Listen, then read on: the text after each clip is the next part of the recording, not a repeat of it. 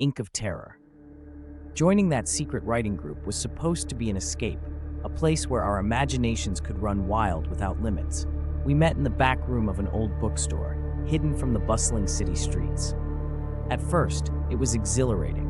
Our stories were vivid, dark, and unapologetically creative. But then the lines between fiction and reality started to blur. It began with the tale of a woman who vanished without a trace, leaving behind a single red shoe. The next day, news broke about a missing woman, and on the sidewalk of her last known location lay one solitary red shoe. As the group continued to meet, our stories grew increasingly macabre, each one worse than the last. We wrote about a sinister fog that engulfed a town, turning its inhabitants into mindless shadows. A week later, a thick, unyielding fog rolled into a nearby village, and the inhabitants were found wandering aimlessly, their eyes vacant and unseeing. The fear that gripped my heart then was nothing compared to what was to come.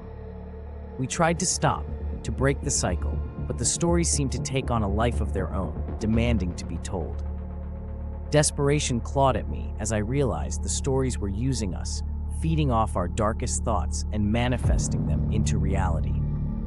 Our last story was about a group of friends trapped in a loop, forced to relive their worst fears. I could feel the room closing in on us, a suffocating grip, tightening with each word we penned. We all knew the climax was near, a crescendo of horror that would leave nothing untouched. The bookstore's shadows lengthened, and the air grew thick with anticipation. I tried to leave, to escape the twisted fate we had written for ourselves, but the door wouldn't budge.